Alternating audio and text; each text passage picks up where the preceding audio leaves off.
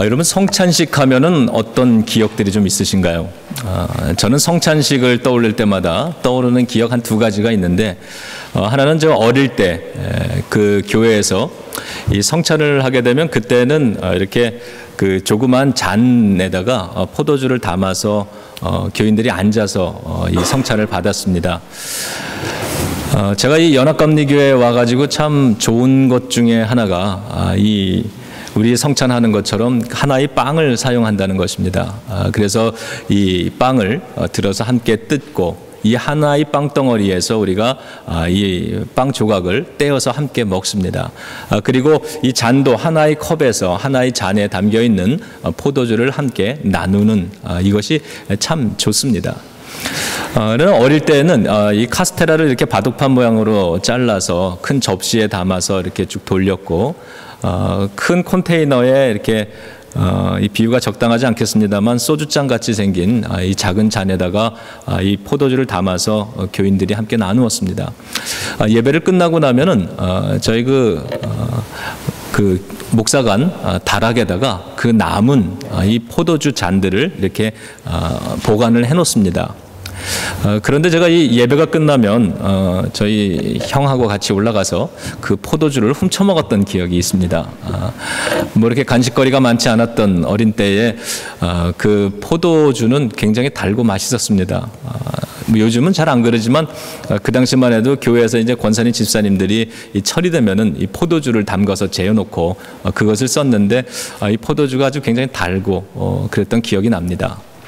또 하나는 이 중고등부를 다닐 때, 제가 고등부 시절에 그날도 이제 대예배 참석을 해서 어른들과 같이 예배를 드리는데 성찬이 베풀어졌습니다.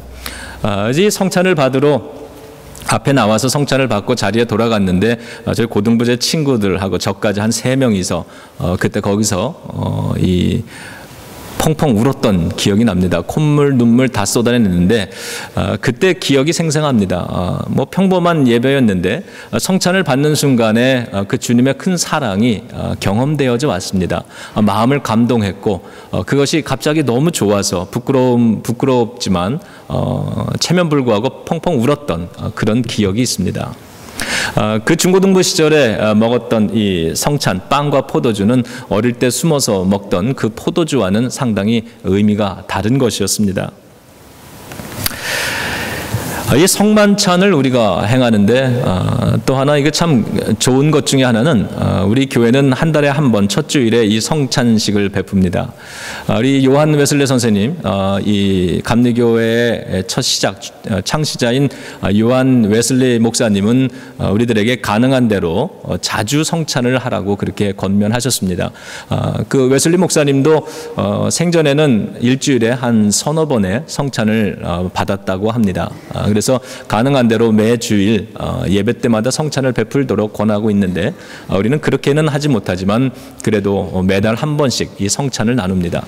제가 한국에서 신앙생활할 때는 절기마다 1년에 한 3번 정도 이렇게 이 성찬을 했던 기억이 납니다. 그것에 비하면 요즘 우리 교회에서 행해지는 이 매달 한 번씩 되어지는 이 성찬이 얼마나 좋고 감사한지 모르겠습니다. 우리가 이렇게 성찬을 받는 것은 이 성경의 말씀에 근거합니다. 이 성만찬은 특별히 복음서 전체에 기록이 되는데 마태와 마가와 누가복음 전체에 이 성찬에 대한 이야기가 다루어집니다. 그리고 요한복음은 이 성찬에 대한 이야기가 아니라 이 세족식에 대한 이야기로 기록을 남깁니다.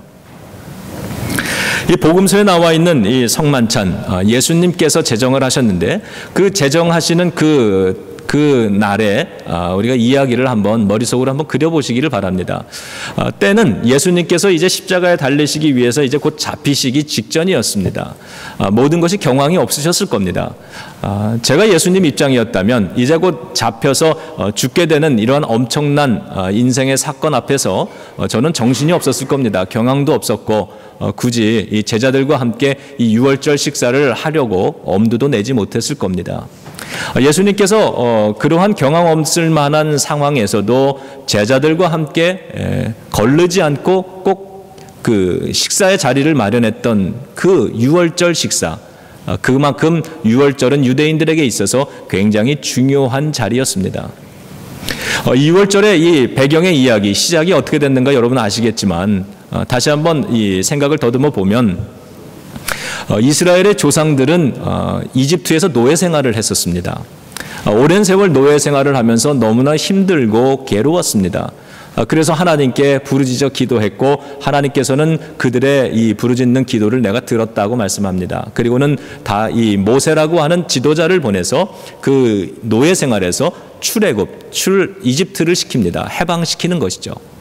이 과정 속에서 이 모세는 하나님의 능력을 받아서 10가지 재앙을 그 땅에 내리게 되는데 그 10번째 재앙이 내려질 때까지도 이 이집트의 파로 왕은 마음을 돌리지 않습니다. 그래서 이집트 백성들을 해방시키지를 않는데 10번째 재앙 앞에서 이 왕은 굴복하게 됩니다. 그리고는 이 10번째 재앙 이후에 이스라엘 백성들, 이 히브리 백성들을 전부 다 이 땅에서 나가라고 그렇게 해방을 시켜주게 되죠. 그 10번째 재앙이 뭐였냐면 죽음의 영이 그 어둠의 영이 그 땅을 덮은 것인데 그 어둠의 영이 지나가는 곳마다 사람의 첫 장자든 짐승의 가축의 첫 새끼든 전부 다 죽었다라고 하는 것입니다. 그러나 예외는 있었는데 이 히브리 백성들, 이 이스라엘 백성들의 집은 이 죽음의 영이 피해가서 그런 죽음의 비극을 맛보지 않았다라고 하는 겁니다. 이렇게 돼서 이스라엘이 출애굽하게 됩니다. 자유인이 됩니다. 노예 생활에서 해방되는 사건을 맞이하게 됩니다. 그리고 그날의 그 사건을 기념하면서 하나님이 친히 명령하신 것이 유월절 절기를 지키라는 것입니다. 그래서 그 후손들은 오늘까지도 유월절이 되면 죄송합니다. 유월절이 되면은 온 가족이 식탁에 둘러앉아서 유월절 이 식사를 하게 됩니다. 조상들의 그 고난받던 노예 생활을 기억하면서 쓴 나물을 먹었고 급하게 나오면서 그들이 먹어야 했던 누룩이 들어가지 않은 이러한 발효되지 않은 이 무교병 빵을 먹습니다. 그리고 거기서 그들의 역사를 서로 이야기하게 됩니다. 바로 이 유월절 식사는 그렇게 노예 생활하던 그들의 조상이 하나님의 은혜로 해방되어서 자유인이 되었다라고 하는 그러한 의미를 담고 있습니다. 예수님께서 십자가의 죽음을 앞두신 그 어려운 상황 속에서도 절대로 거르지 않았을 만큼 이 유월절 식사는 유대인들에게 굉장히 소중한 것입니다.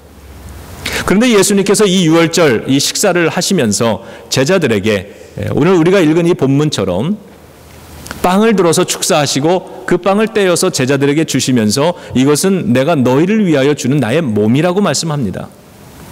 그리고 식사를 마치신 후엔 이 잔을 들어서 포도주 잔을 들어서 또한 축사하시고 제자들에게 나누어 주시면서 이것은 너희와 많은 이들을 위하여 내어주는 대속의 피라고 그렇게 말씀하십니다. 그러면서 이것을 너희들이 받아 먹음으로 나를 기념하라 하셨습니다.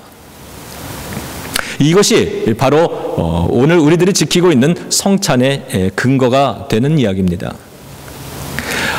유월절 식탁에서 유월절에 빵을 먹으면서 그 자리에서 예수님은 이 성찬 빵과 포도주를 우리들에게 주셨다는 겁니다. 무엇을 의미하겠습니까?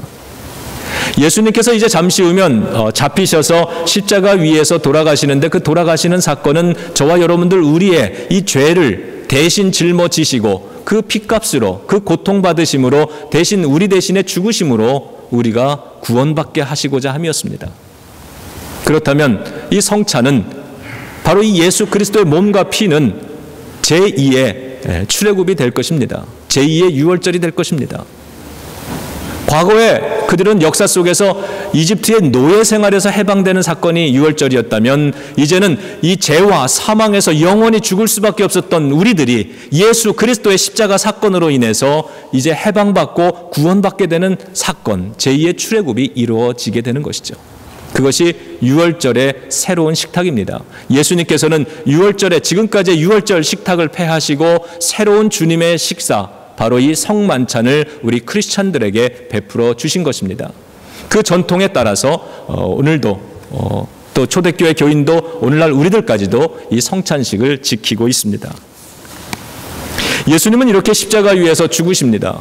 그리고 우리가 알고 믿는 대로 사흘 만에 다시 부활하십니다.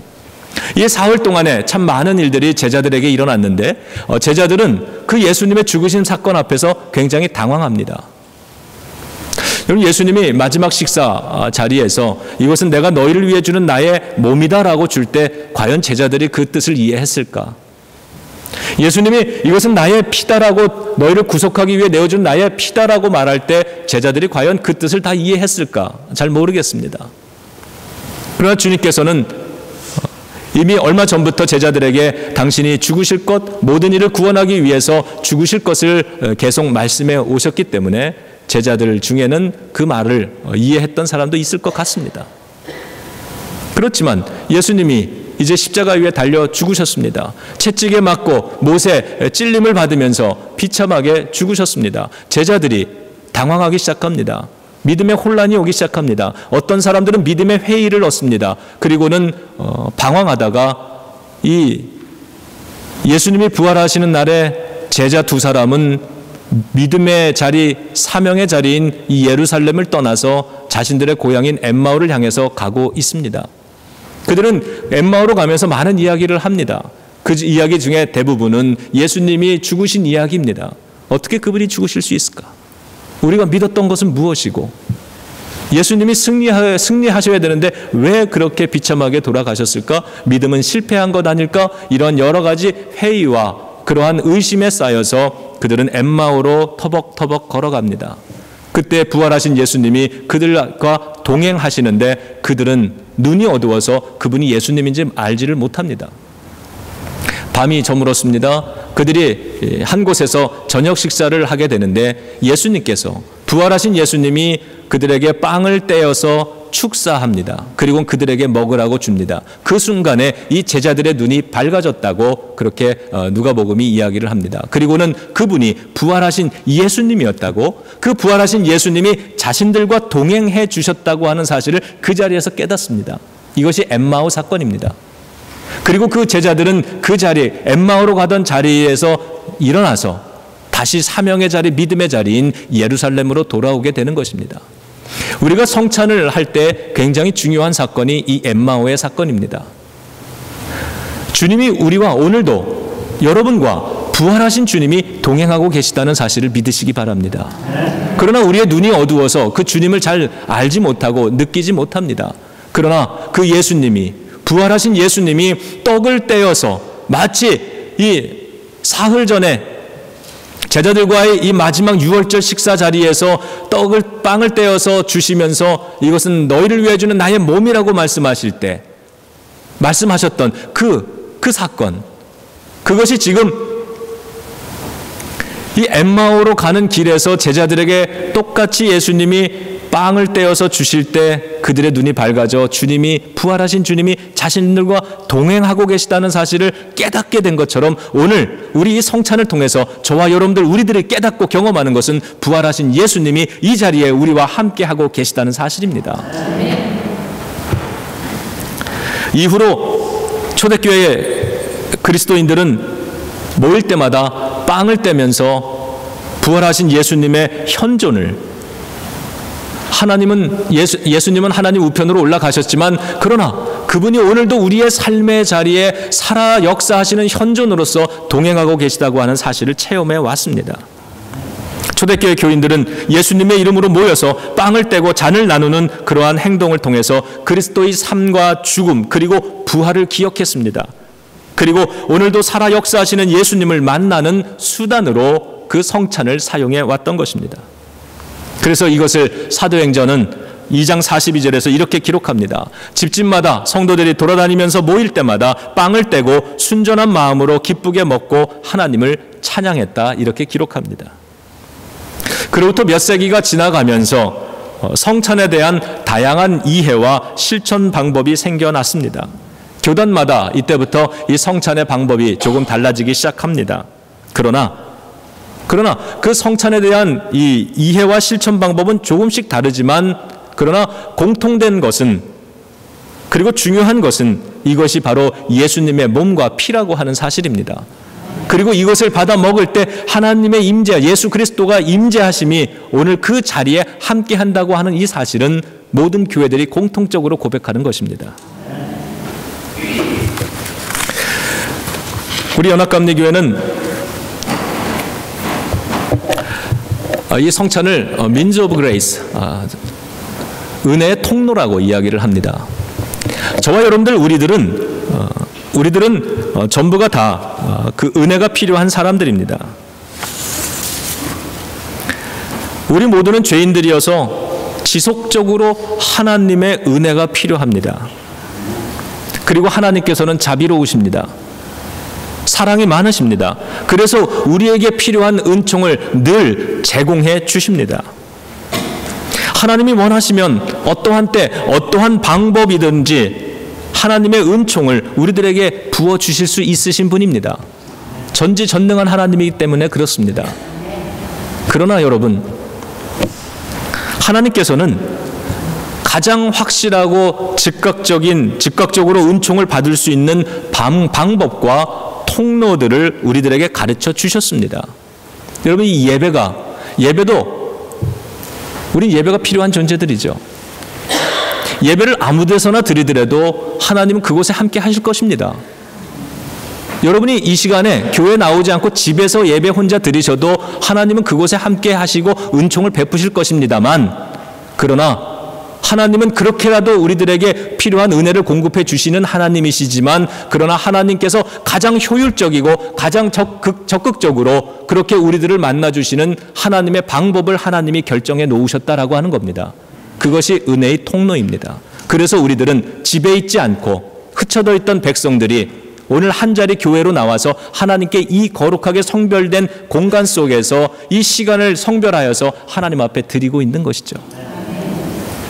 이것을 인정하지 않는다면 무교회주의자들이 되고 자기 마음대로 신앙생활하는 무질서한 영적인 질서가 없는 생활이 되고 맙니다. 오늘날도 얼마나 많은 사람들이 이러한 논리를 가지고 하나님이 무소부지하셔서 어디에나 계시기 때문에 꼭 교회 안 나가도 예배드리면 되는 거 아니냐라고 하는 이런 말도 안 되는 이런 교리를 가지고 오늘도 우리를 미혹하고 있는 것입니다. 모이는 것을 해방하고 흐트러 놓는 그러한 것이 사단의 역사인 것을 여러분 꼭 기억하시기 바랍니다.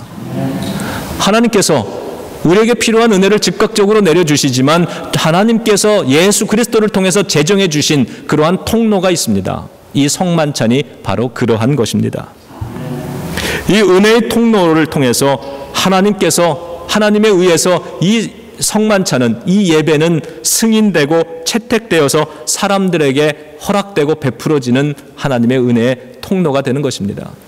여러분, 오늘 이 예배는 하나님의 은혜입니다. 우리가 나온 것이 아니라 하나님이 불러주신 것입니다. 하나님이 허락해 주신 시간입니다. 그러므로 이 예배에 여러분이 앉아 계시다고 하는 건 하나님의 은총의 결과이고, 여러분들 우리가 겪을 수 있는 가장 큰 은혜 중에 하나가 되는 것입니다. 저는 이것을 모든 사람들이 좀 알았으면 좋겠습니다. 그래서 이 주일이 얼마나 소중하고 얼마나 축복된 것인가를 사람들이 다 모르지 않았으면 좋겠습니다. 그래서 흩어져 있던 교인들이 주일이 되면은 이 자리로 기쁜 마음으로 항상 찾아오면 참 좋겠습니다.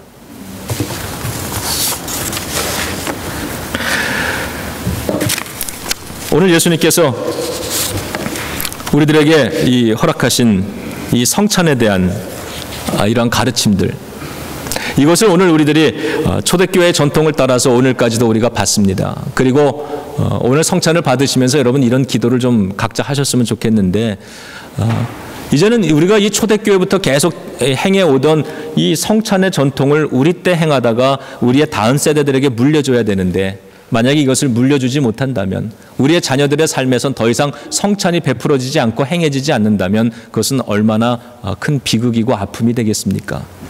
지금도 저 교회 학교에서 우리 자녀들이, 다음 세대들이 믿음으로 훈련되고 있습니다. 저들의 삶 속에도 이제 성찬이 베풀어지고 저 아이들이 자라나서 어른이 되면, 우리 같은 나이가 되어도 저들은 이 성찬을 늘 베풀면서 우리가 체험하는 하나님의 은혜를 저들도 체험하면서 살면 좋겠습니다. 그 기도를 여러분 해주시기 바랍니다. 바울은 고린도전서 11장에서 이 성찬을 받는 태도에 대해서 가르쳐 줍니다. 이것은 이 복음서에서 제시되지 않은 이야기인데, 이 바울은 고린도전서 11장을 통해서 이 성찬에 임하는 저와 여러분들, 우리들의 이 자세를 가르쳐 줍니다. 그냥 헛되이 받지 말라고 합니다. 이것은 예수 그리스도의 살과 피라고 이야기를 합니다. 여러분 한번 오늘 본문 고린도전서 11장을 한번 펴주시기 바랍니다. 23절부터 29절까지인데, 자, 바울은 이렇게 얘기합니다. 내가 너희에게 전한 것은 주께 받은 것이니 곧 주 예수께서 잡히시던 밤에 떡을 가지사 축사하시고 떼어 이르시되 이것은 너희를 위하는 내 몸이니 이것을 행하여 나를 기념하라 하시고. 바울은 모일 때마다 이 예수님의 성찬을 베풀었던 것입니다. 초대교회는 이것을 행해왔습니다. 그러므로 어떤 사람들이 무엇 때문에 왜 당신이 이것을 행합니까? 라고 이야기할 때 바울은 예수님이 제정하신 것이기 때문에 예수님이 가르쳐준 대로 우리가 행하는 것이라고 그렇게 지금 답하고 있는 것입니다. 초대교회는 모일 때마다 이 성찬이 아주 그들 일상생활 속에서 계속 실천되고 있었다라고 하는 것을, 그 사실을 알 수 있습니다. 25절입니다. 식후에 또한 그와 같이 잔을 가지시고 이르시되 이 잔은 내 피로 세운 새 언약이니 이것을 행하여 마실 때마다 나를 기념하라 하셨으니. 예수님이 복음서를 통해서 우리들에게 보여주신 그 모습 그대로입니다. 그것을 재현하고 실천합니다. 너희가 이 떡을 먹으며 이 잔을 마실 때마다 주의 죽으심을 그가 오실 때까지 전하는 것이니라. 자, 주님이 이것을 행하여 나를 기념하라 하셨는데, 이 기념은 단순하게 이렇게 추억한다는 것이 아닙니다. 이 기념에 쓰여진 이 헬라어 단어는 과거에 있었던 사건이 오늘 나의 삶의 자리에서 재현된다라고 하는 의미를 담고 있는 단어가 쓰여집니다. 다시 말해서 이 예수님의 그 2000년 전에 유월절의 식탁에서 베풀어 주셨던 그 성찬은 오늘 이 자리에서도 우리의 이 기념을 통하여서, 우리의 행함을 통해서 그대로 재현되어지고 이 자리에서 그대로 역사해 주시겠다라고 하는 약속이 되는 거죠. 자, 계속해서 보겠습니다. 자, 26절 같이 읽으시겠습니다. 너희가 이 떡을 먹으며 이 잔을 마실 때마다 주의 죽으심을 그가 오실 때까지 전하는 것이니라. 여러분, 우리가 이 성찬을 받습니다만 이 성찬을 받을 때 꼭 이것도 기억하시기 바랍니다. 주님이 다시 오실 것입니다. 종말론적인 신앙입니다. 예수님은 이 땅에 다시 오시는데 그때까지 예수님이 행하신 일, 그것을 세상에 전하는 것이라고 이야기를 합니다. 주님의 죽으심, 다시 말하면 십자가 위에서 여러분을 위하여서 대신 피 흘려 우리를 구원해 주신 그 예수 그리스도의 십자가의 그 살과 피 흘리심, 이 사건을 세상 속에, 역사 속에 전하는 것, 증거하는 것이라고 얘기합니다. 오늘 교회가, 저와 여러분들이 오늘 이 성찬을 행할 때 이것은 세상을 향해서 예수 그리스도가 우리를 위해 십자가의 구원을 위해 죽으셨다라고 하는 사실을 알려주는 것이고, 눈에 보이지는 않지만 사단 마귀의 그 악한 어둠의 세력에 대해서도 이 예수 그리스도를 우리가, 오늘 예수님이 우리를 위해서 대신 죽으심으로써 죄와 사망에서 우리를 구원해 주셨다고 하는 사실을 그들에게 선포하는 것이 됩니다. 27절입니다. 그러므로 누구든지 주의 떡이나 잔을 합당하지 않게 먹고 마시는 자는 주의 몸과 피에 대하여 죄를 짓는 것이니라. 자, 합당하게 먹고 마시라고 합니다. 여러분, 이 성찬은, 우리 연합감리교회 성찬은 오픈 커뮤니언이라고 얘기를 합니다. 열려 있습니다. 이 열어놓는 이유는 예수님의 은혜는 모든 사람에게 다 열려져 있는 것이기 때문에 그렇습니다. 그리고 우리 교단이 이 성찬에 대한 우리의 신학적인 견해 때문에 교만하여져서 폐쇄적이 되지 않으려고 하는 그러한 노력입니다. 그래서 어떠한 사람이든지, 다른 교단에 속해 있는 사람이라도, 오늘 지나가다가 방문한 사람일지라도, 혹 그들이 아직 세례를 받지 못했을지라도 하나님 앞에 자기의 죄를, 자기의 삶을 다시 고백하고 화평한 삶을 살기 원하는 모든 사람들은 이 성찬으로 초대됩니다. 남자도 여자도 나이에 상관없이, 세례를 받았건 받지 않았건 그들은 하나님의 자녀이기 때문에 이 성찬의 은혜로 다 초대될 수 있는 것입니다. 제가 어릴 때만 해도 중고등부 다닐 때는 어른이 되기 전까지는 성찬을 받지를 못했습니다. 스스로 믿음을 고백할 수 있는 그러한 수준이 안 된다고 생각되어졌기 때문에 그렇습니다. 그러나 오늘날은 그러질 않습니다. 이 성찬은 열린 성찬입니다. 다만 이 성찬을 받으러 나올 때 우리가 죄인인 것을 고백하고 우리의 불신앙과 우리의 연약함이 있고 그래서 우리는 하나님의 은혜가 필요한 존재라고 하는 그러한 고백의 마음으로 이 성찬에 들어와야 하는 것입니다. 그러지 않으면 그 사람은 이 거룩함에 대해서 죄를 짓는 것이라고 바울이 이야기를 합니다. 사람이 자기를 살피고 그 외에 이 떡을 먹고 이 잔을 마실지니 28절에서 이야기하는 것 우리 자신을 되돌아본다라고 하는 것입니다. 여러분 자신을 되돌아보면 어떠한 마음이 듭니까? 짧게는 지난 한 주간을 되돌아보시면 여러분들 마음속에 어떠한 생각이 드십니까? 더 많이 사랑했어야 되는데, 더 많이 주님 앞에 충성했어야 되는데, 나의 생각이나 나의 감정 때문에, 나의 일상의 바쁨 때문에 하나님 앞에 충성하지 못하고 살았던 우리의 부족한 모습들도 아마 생각나실 겁니다. 그렇게 우리 자신을 되돌아보면서 하나님의 은혜가 필요한 존재라고 하는, 그래서 이 성찬을 받아야만 되는 존재라고 하는 마음으로 이 성찬을 오는 것입니다. 29절 주의 몸을 분별하지 못하고 먹고 마시는 자는 자기의 죄를 먹고 마시는 것이라고 했습니다. 여러분, 이것은 그냥 단순한 빵이 아니지 않습니까? 단순한 포도주가 아니지 않습니까? 이것을 헛되이 먹지 말라고 하는 것입니다. 특히 바울은 이 말씀을 한 이후에 그 초대교회의 상황에 대해서 연속적으로 이야기를 합니다. 그들이 모여서 함께 예수님의 이 성찬을 기념하면서 먹고 마시고 기뻐하고 감사하고 서로 공동체로서 주님의 자녀로서 사랑을 나누었는데, 이것이 시간이 지나가면서 점점 의미가 퇴색해집니다. 먼저 온 귀족 부인들이 이 빵을 자기들끼리 먼저 먹습니다. 포도주를 먼저 마십니다. 그리고는 예배가 시작될 때쯤 되면 취해 있습니다. 무엇이 잘못된 겁니까?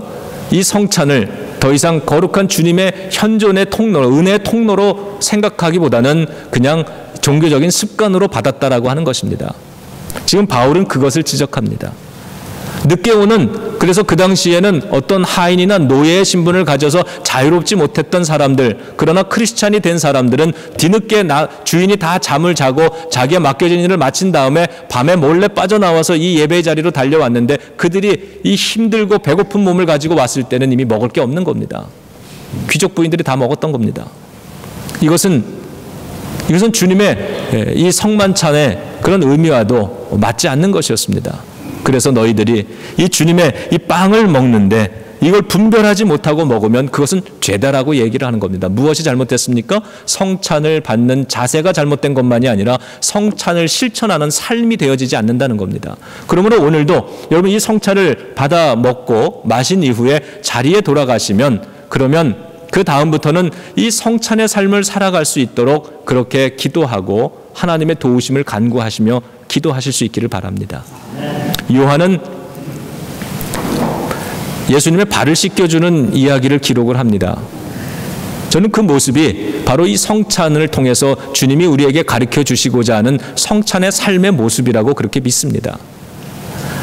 예수님이 마지막 이 식사를 준비해 놓으시고 제자들과 함께 그 집을 가셨는데, 그 집을 들어가는 순간 웬일인지 무엇인지 왠지 모르지만 결례가 이루어집니다. 무언가 하나가 실천되지 않습니다. 그 당시에 관습에 의하면 귀한 손님이 오면 그 입구에서 그 집의 이 종들이나 아니면 그 집주인, 안주인이 그 손님들의 발을 씻겨주게 되어 있습니다. 그런데 그날 그 집에서는 그 일이 행해지지를 않습니다. 제자들은 관습이었으니까 무언가 큰 착오가 있다는 사실을 그들은 다 알았을 겁니다. 그리고 이 마지막 식사가 이루어지는 것이죠. 그때 예수님이 식사 도중에 나가시더니 우리가 아는 대로 대야에 물을 가지고 와서 제자들의 발을 씻겨주십니다. 그리고는 이렇게 얘기합니다. 내가 너희의 발을 씻겼으니 이제는 너희가 서로의 발을 씻겨주어라. 제자들이 잘못한 건 무엇일까요? 발을 씻겨주는 결례가, 발을 씻겨주는 그러한 섬김이 베풀어지지 않았다는 것을 알았지만 그 일을 자기들이 할 수 있다고 하는 사실까지는 생각 못했던 겁니다. 왜 내 발을 씻겨주지 않았을까? 이 생각을 했다는 것이죠. 그때 예수님은 친히 물을 가지고 와서 발을 씻겨주십니다. 그리고 내가 너희의 발을 씻긴 것처럼 너희도 서로의 발을 씻겨라. 예수님은 그렇게 섬기는 모습으로 우리를 구원하기 위해서 몸소 예수 그리스도 저 십자가 위에서 피 흘려 죽으심으로써 우리를 구원해 주시는 섬김을 하셨습니다. 내가 너희를 섬겼으니 너희도 너희의 십자가를 지고 서로를 섬기라고 말씀하고 계시는 것이죠. 그렇다면 우리가 성찬을 받고 나간 이후에는 예수님이 우리를 살리신 것처럼 우리도 허물어져가는 사람들, 낙심한 사람들, 상처받고 흔들리는 사람들 속에 찾아가서 우리도 그들을 신앙으로 위로하고 격려해서 그들을 다시 살아나게 만드는, 예수님의 그 부활의 생명력이 그 영혼들 속에도 들어가게 만드는 그러한 성찬을 베푸는 삶으로 나아가야 된다는 것이죠. 여러분, 오늘 성찬을 받고 난 다음에는 우리가 그것을 위해서 기도할 수 있기를 바랍니다. 성령님, 이 성찬을 통해서 우리 속에 들어오셨으니 주님의 사역을 감당할 수 있도록 우리가 가는 곳마다 다른 사람들을 허물어뜨리는 사람이 인생이 아니라 다른 사람을 세워주고 살릴 수 있는 그러한 믿음의 사람, 사랑의 사람으로 살아가게 해달라고, 주님 나를 도와달라고 그렇게 기도해 볼 수 있는 오늘의 성찬의 자리가 되기를 바랍니다.